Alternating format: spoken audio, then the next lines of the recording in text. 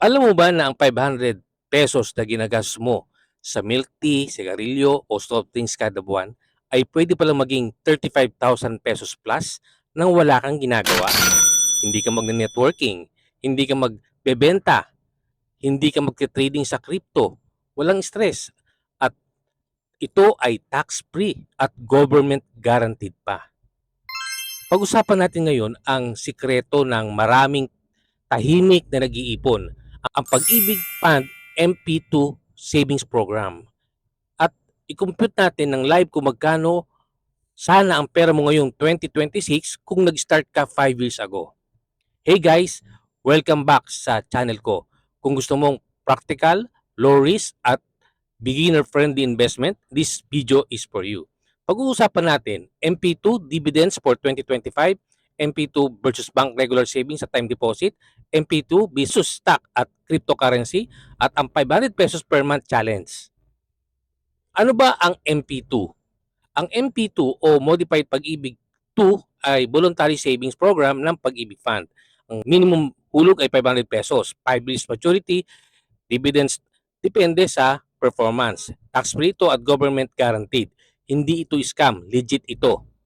MP2 Dividends 2025, kumusta naman? Sa mga nakarang taon, ang MP2 ay nagbibigay ng around 6 to 7% dividends. Mas mataas ito kumpara sa regular savings account.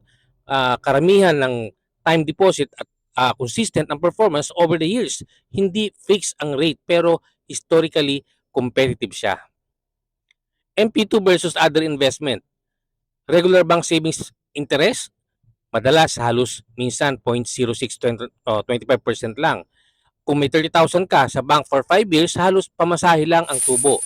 Pero sa MP2, wins in growth. Wow! Time deposit, interest usually 1 to 3% per year. Mas okay kaysa savings, pero kadalasan mas mababa pa kaysa MP2 sa historical returns. So MP2 is still stronger long term. Stocks market, pwede kang kumita ng 10 to 15% or more. Wow, ang laki, di ba? Pero pwedeng malugi, emotionally roller coaster, kailangan ng knowledge kung saan ka mag-stock at kailan ka magbebenta o bibili ng shares. Sa MP2, wait and enjoy what you are doing. Kung gusto mo na matulog ka lang, okay na. Yes! At pang-apat ay ang cryptocurrency. Example, yung Bitcoin. Pwede kang yumaman, pwede ka ring maiyak. Volatile, high risk, hindi para sa lahat. Sa MP2, boring but steady at minsan, boring is good. Wow! So ₱500 per month challenge. Now, ito na ang exciting part. Imagine, nag-start ka ng January, ₱500 every month for 5 years. Ang total ng hulog mo ay ₱500 times 60 months, so that is ₱30,000. Assume average dividend rate is 6.5% annually by 2026. Estimated value niyan is around 35,000 to 36,000. Meaning, 5,000 to 6,000 ang tubo mo. Hindi ka nag-trade, hindi ka na-stress, hindi ka nag-panic selling. Imagine, kung ₱1,000 per month or ₱2,000 per month ang inihulog mo, di mas malaki.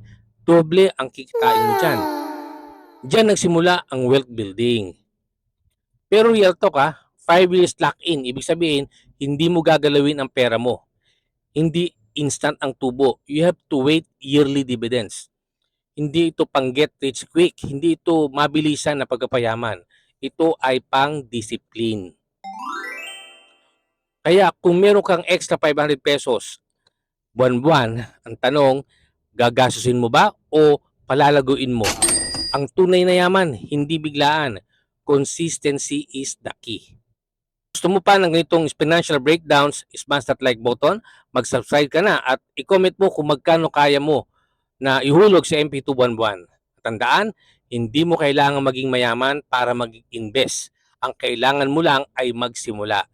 See you sa aking next videos.